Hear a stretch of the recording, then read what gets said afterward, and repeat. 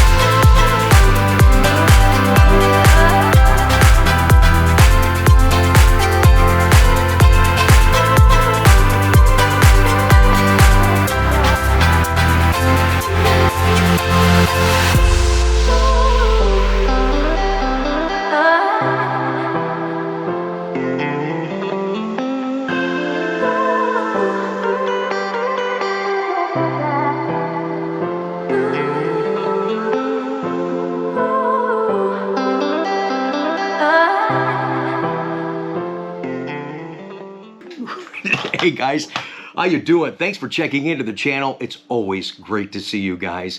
And if you saw my social media last night, you saw that I took the long way home. Okay, not that long. I mean, I live 5 minutes away, so I took the 15-minute route. And it felt great. Thanks for checking in. I've got a beautiful ride segment for you today. A couple more clips from the National Corvette Museum Bash event. But real quick, because of the teasers at the Bash, a lot of speculation, lots of questions are now rising to the surface again about future product. I don't know what they're going to announce in July. We speculate that it will be Z06. So hang tight, guys. Once we hear that information, we'll share it with you on the channel. There's a lot of videos out there right now, these false confirmed videos. Confirmed horsepower, confirm this, confirm that. It's like, what? What are you talking about? GM themselves said, we're not going to announce anything on future product until July. So confirmed what? That's the difference in what you're watching on YouTube. Now, they're great conversations, but they're conversations to nowhere. I can't do that type of content for you guys. People ask me, hey, Rick, how come you're not talking about this, talking about this? Because some of it is right, a lot of it is wrong, and it's all speculation, and it's not confirmed. So once it is, we'll have a conversation that makes some sense for you guys. I don't want to waste your time. I want to have fun, inform you, and share experiences and stuff that is really truly happening and going to happen in the marketplace. Even TADGES has admitted in a recent article how things are kind of hiding in plain sight. We knew that all along, but if you look back at some of the old cues and the hints, just kind of makes you scratch your head for a second. We don't know what we're looking at. The recent spy shots out there right now of what could be a Z06, a ZR1, a Zora, an E-rate, whatever it is, we don't know. It just makes interesting conversation. But speaking of hiding in plain sight, one of those recent spy test cars, does that spoiler not look familiar? Absolutely it does.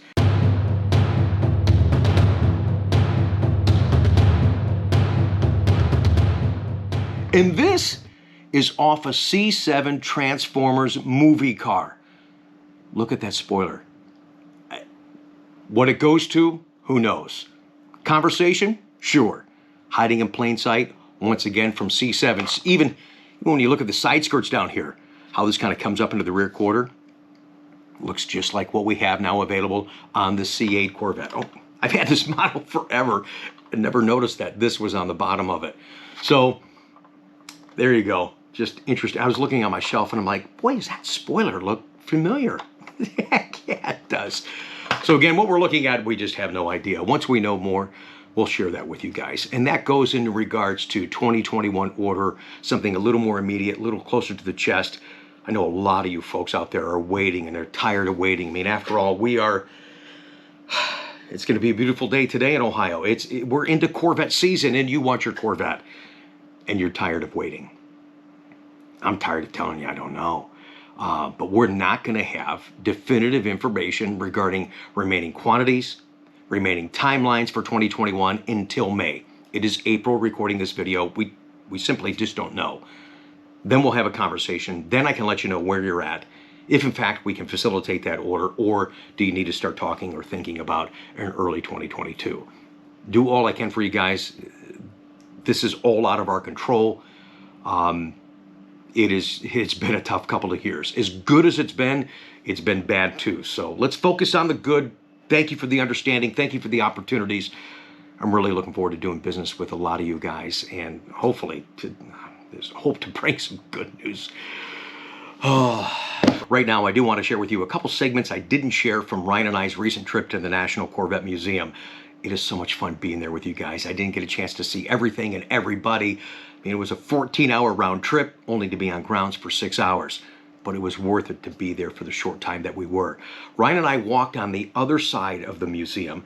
That used to be the old focused area for the bash, and I asked him to do something for me. All right, you guys know I'm with my son, Ryan. You know what you don't realize? I don't even know if you were born yet, but your older brother, Brandon, and I, this is where the bash event used to happen all the time. They would block this area off. Will Cooksey, David Hill, all the guys would be right here doing presentations. I want you to do something for me, okay? We've got some great memories with the new car. Over here, if you guys know what I'm talking about, I'm headed to the circle. Over here. There's a time capsule in there that they'll open for the 100th anniversary of Corvette. If I'm alive to see it, I will be 82. No matter what condition I am, you roll my stupid ass up here. I want to see them open this for the 100th anniversary, 2053 for Corvette, okay? Is that a deal? Okay, and if for some reason I'm not here, I would like you to be here for me, okay? Seriously. I mean to get all weepy on you guys, but this is something special. This is history in the making, talking about the future, the 100th anniversary of Corvette. Seems so far out of reach, but really it isn't. 2053. And see if we can show you the encryption on here. Yeah, it's kind of faded away. Yeah, it's really faded away over the years. Sorry.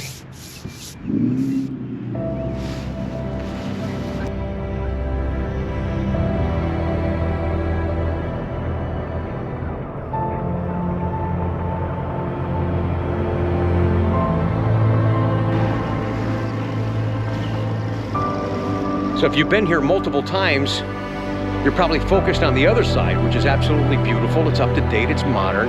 But over here is where the history has happened. And will happen again in 2053. So I hope I'm here. I really do. Now, a lot of people didn't know that that little time capsule was on that side because everybody seems to be focused on the new section over there. So when you walk around, look down sometimes, you'll be surprised actually what you see. So thanks for sharing that segment that sometimes a little hard to talk about our mortality, is it not? Yeah. Now, when I first got to the bash, it was great where I parked, right front and center. And as soon as I had the camera with me, as soon as I get out of the car, turn around, bam, there is the guy that we featured twice on our channel, Ralph Monteleone. Now, I proudly have featured Ralph twice on this channel. In case you missed those videos, they're great videos, great pieces of Corvette history. Links are down below in the description of today's upload. Take a moment, click those links, watch those videos, appreciate the heritage and the history of Corvette and how Ralph is tied into that. He was a young guy, started a historic 1969 ZL1 Corvette for the very first time in a very hot St. Louis plant. And he started that car some 40 years later in the showroom of Rogers Corvette Center. You only could imagine the heritage and the great feelings that he felt looking back at history, that he was the first one to start that historic car in the assembly plant, and here he was sitting in Roger's showroom starting it again. How cool is that? This is the same guy that's responsible for giving us the sole survivor 1983 Corvette, because he bought a brand new pair of boots and didn't want to get them wet. Again, those video links are down below in the description. Take a moment, check those out, and enjoy Ralph. What a great Corvette guy who's just retired. And mind you, there he was at the National Corvette Museum. He's a part of this too, and what a great honor to meet him. I mean, I had so much I wanted to ask him, and hopefully we have an opportunity to do so in the future. But right now, here's the segment, our quick meet and greet with Ralph from Chevrolet at the National Corvette Museum.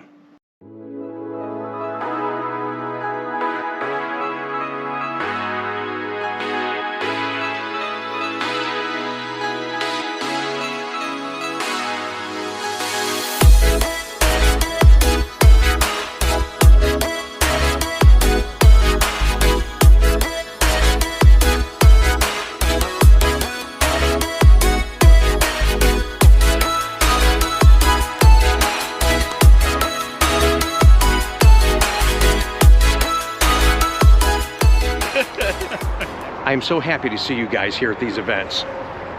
I'm really honored right now. A guy we featured twice on the vlog. You guys are in the Corvette world, you know who Ralph is. Hey. Dude, what an absolute pleasure to meet you at this event. We wanted to meet you too, man.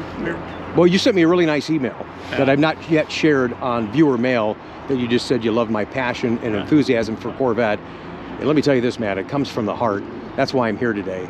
And guys like you that have done the things that you've done on purpose, by mistake, whatever the case may be, cowboy boots and all. Not planned. Yeah, right. What an honor to meet you, Ralph. That was great to meet you too. Thank you for watching the channel and catching that. And thanks for writing that beautiful script. We were happy to share that. Yeah, he tells the story. Yeah. I was just there, but that's great. You did a great job with it too. Thank you. Very proud for you to put it on. That was neat. Absolutely. Well, that's what we like to share. This is not about me. It's not about selling cars. It's about the lifestyle. Yeah. It's about the people that have affected this market that make us enjoy it so much. And you're one of those guys. Oh, really are, man. It's great. You're retired now, yes? Just retired after 52 years, but congratulations. With Corvette. Spent 20 years with Corvette, obviously. So tell me this. Back in the day, everybody's talking about wanting to do mid-engine. You saw the generations change and change and change, and always would be, are they going to do mid-engine? Are they going to do mid-engine? Right. You knew they weren't. Right. But what was the talk amongst the employees? It was always there. I mean, there was always conversation of how we going to upgrade these things? What are we going to make the cars so? Because the C3 went for so many years, and yes. That's when I hired in, in 1968. Yep. Right at the 67, 68 model change. So. Yeah.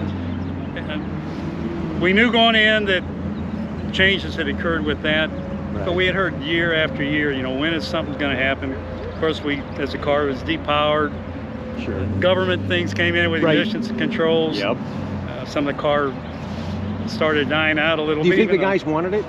The guys on the line? Or it didn't really much matter at that point? It didn't matter to them too much. We were pretty proud of what we were building with the big blocks and all that. And we were always expecting something special to be coming out. Right. And you ever get a chance to meet Zora? Oh, yeah. Yeah? Well, at the time when I'm working there, right. Of course, he was working. He'd come into the plant. We'd kick tires. He'd come in. Especially when McClellan changed around and Zora came in, when they were doing the handshake. And it was pretty... Of course, he wasn't the celebrity. Right. When your boss comes into the plant and you're building cars, trying to work. And I could see him being all business. Oh, he was. I mean, he was. Are you familiar with the story that Jim Perkins told about him? When Zora already had retired, and he went to Jim and he basically begged and pleaded, Jim, you must build mid-engine. Yes. And at that time, Jim was under instructions to kill off Corvette and C4. And he didn't have the heart to tell Zora what was going on. He really kept secret. And Zora looked at Jim and said, are you telling Zora no? And Jim's like, oh my gosh, you gotta be kidding. Yes. He goes, yes, I'm telling Zora no. And he goes, screw it. He goes, I'll build the son of a bitch myself. And Jim said that's the passion that Zora had for Corvette at 80 years old. He did. So God bless him. We knew it when he was, a younger man, obviously, when we first met him. Yeah. And he'd come in, but again, he was the boss. We'd all come in, he'd look around, have our meetings in the daytime, talk about things, but He was an exciting guy to talk to. It's great to see you here. You're retired. Retired. You've been a great part of Corvette history. What an honor to meet you, Ralph. Honored to meet you too. Appreciate it. Thank you so much. Oh, it's my Great. pleasure. All right, time for a quick picture. Don't go anywhere. I got to take a picture.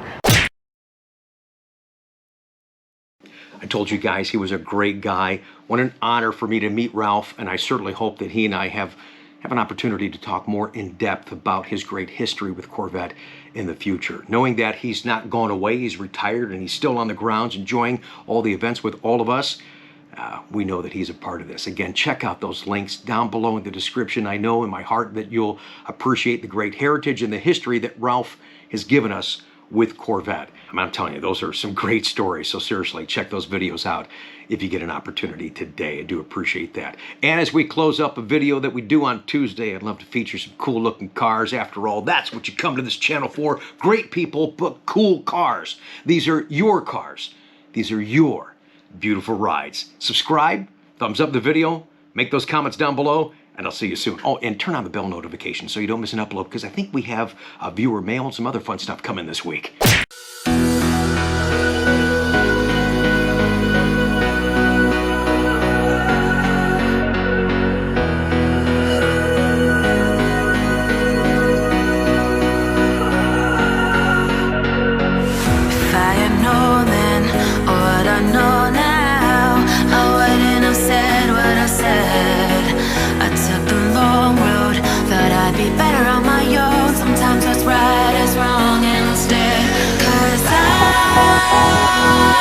I was too young, and I didn't understand that you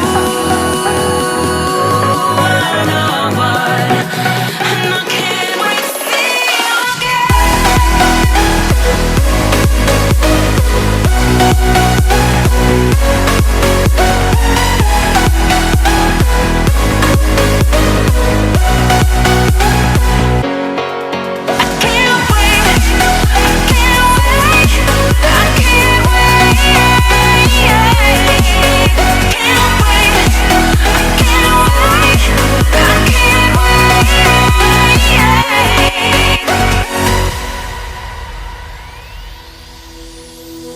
hindsight is fleeting when your heart's bleeding and all you can see is red, till you discover it is within each other to forgive and make amends. If I had known then what I know now, I wouldn't have said what I said. I took the long road, thought I'd be better on my own. Sometimes what's right is wrong instead, 'cause I was too young, and I didn't understand that you were the one, and I can't wait to see you again. Oh, I can't wait, I can't wait, I can't wait, 'cause I was too young, and I didn't understand.